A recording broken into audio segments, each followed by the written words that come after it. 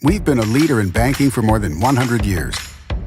You'll find us here, at home, on your phone, and everywhere you go. Renaissance Bank. Understanding you. Member FDIC. Equal housing lender.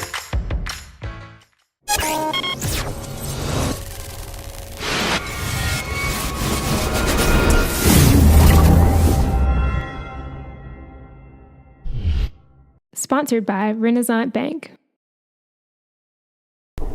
Good morning. Welcome to Daily Journal Newsbreak, sponsored by Renaissance Bank. Today is Monday, October 8th, and I'm your host, Elizabeth Walters. We're going to take a look at today's top news and sports stories across Northeast Mississippi, but first, a look at your weather forecast. Today we'll have sunny skies with a high near 90, and tonight's low will be around 71.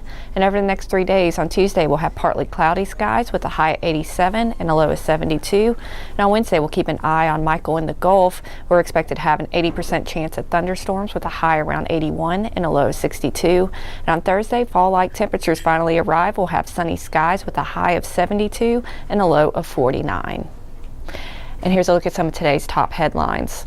Saltillo's Board of Aldermen recently approved a water rate increase, and now the proposal moves to the Public Service Commission.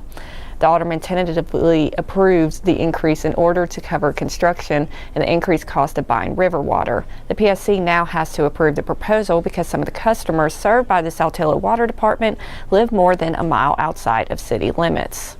According to Northern District Public Service Commissioner Brandon Presley, there are around 200 customers who live outside of the area that have no representation other than him. Presley said he plans to hold public hearings on the proposed rate increase and hopes to have the situation resolved by the end of the year. If Saltillo's application is received before the PSC's next meeting on October 23rd, Presley plans to hold a preliminary public hearing in November. If the PSC does not approve the increase, the city could ask for a smaller increase or have the other water customers absorb the increased cost. And in a series of stories examining some of the most important issues on voters' minds heading into next month's congressional elections, we spoke with school district leaders about what they would like to see from federal education policy. Mississippi schools rely on federal funding to operate more than anywhere else in the country, and districts are turning toward outside sources and sharing instructors in order to provide students with the best education possible.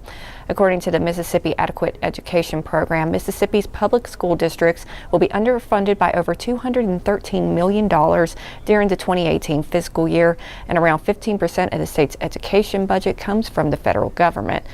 One of the largest barriers to bridging an achievement gap is teacher shortage across the state. The State Department of Education had over 2,000 open jobs listed on its website in June, and the Northeast Mississippi area averaged 3.93 openings per school district. The other 118 districts averaged 17 each.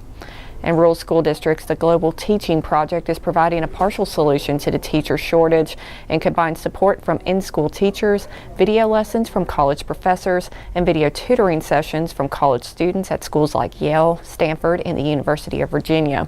And last school year, the GTP increased the number of public schools in the state that offer AP Physics 1 by 30%. Leaders said that supporting GTP and other online learning programs is just one way the federal government could help the state tackle its teacher shortage. And after winning the 2018 Solar Car Challenge, Houston Sundancer wants to race in the World Solar Challenge in Australia next year. After receiving several corporate sponsor requests, the team approached the Houston School District Board of Trustees last month to ask about making the trip. The team won the Solar Car Challenge from Fort Worth, Texas to Palmdale, California, beating all other cars by more than 500 miles raced. And Sundancer has previously participated in the World Solar Challenge in 2015. The strength of Sundancer's victory this year in new technology and interest from national energy companies has Houston High School teacher and solar car advisor J. Michael Alford considering the trip to Australia next year. The trustees will vote on the issue during today's meeting. And in sports, while Mississippi State takes a break this week, Ole Miss will return to SEC action traveling to Arkansas. The Bulldogs and Rebels picked up wins last weekend, and both teams currently sit at 4-2 on the year. Ole Miss piled up a school record 826 yards in a 70-21 win over Louisiana Monroe, and Mississippi State quarterback Nick Fitzgerald became the SEC's all-time leading rusher among quarterbacks, passing Tim Tebow in the Bulldogs' 23-9 win over Auburn. After State's win, the Bulldogs returned to the AP Top 25 at number 24. Ole Miss and Arkansas will kick off at 6:30 on SEC Network, and State will return to action on October 20th at LSU.